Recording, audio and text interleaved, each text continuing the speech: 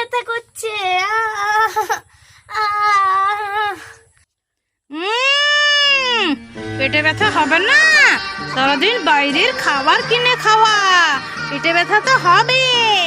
দেখ আজকে তোকে আমি কি খাওয়াই, এদিকে আয় আয় আয় আয়। ছি, এগুলো তো ছাগলের পটি, আমি এগুলো খাবো না। ছি।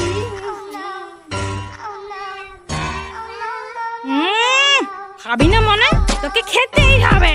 এদিকে ওই ওই ওই ওই খাবি, ওই ওই ওই ওই ওই ওই ওই ওই ওই। এই হাঁকো হাঁকো হাঁকো।